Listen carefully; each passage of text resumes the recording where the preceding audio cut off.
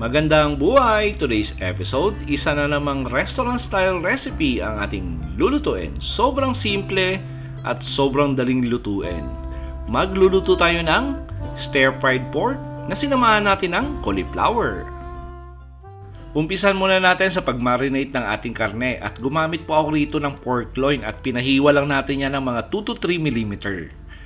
Lagyan natin ng soy sauce, lagyan natin ng black pepper powder, at sesame oil. Tapos haluin natin ng maigi at maganda yan pag medyo pinipiga nyo, lagyan nyo ng konting pressure para pumasok yung seasoning na nilagay natin.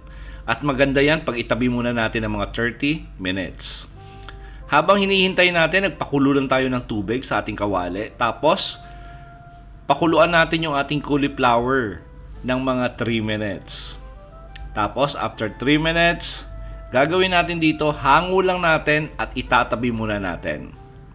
And by the way, para sa kompleto at tamang timbang ng ating recipe, sinulat ko po sa description box. At yung recipe natin na to ay napakadali lang sundan at pero napakasarap.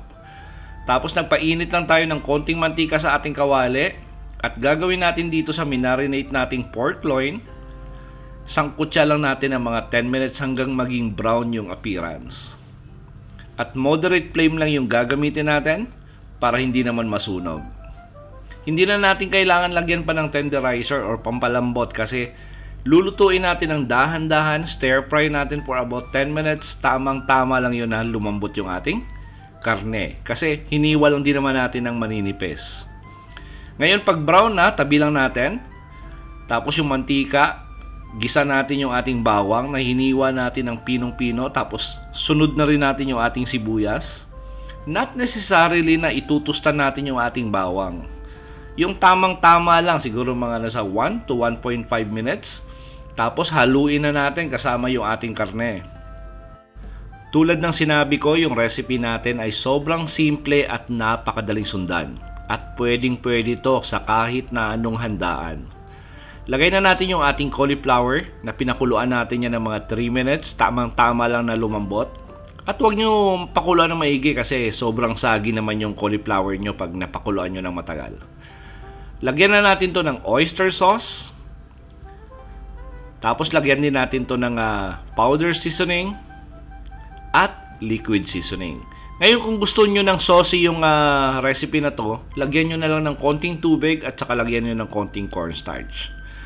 Naglagay na rin tayo ng crushed black pepper. Tapos haluin natin. Halu-haluin lang natin.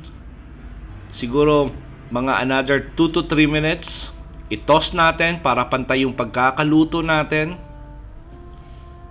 Yung tamang-tama lang na na-coat ng sauce yung ating cauliflower. Tapos gagawin natin dito, ilipat na natin sa ating serving plate at i-enjoy yung ating stir-fried pork with cauliflower. At sigurado po akong nagustuhan nyo yung recipe natin sa araw na to. Please like and share this video. At kung bago kayo sa ating kusina, please don't forget to subscribe at pindutin yung notification bell para updated kayo sa mga susunod pa nating masasarap na recipe. Salamat sa panonood at ito ang Kusina ni Dan Levy.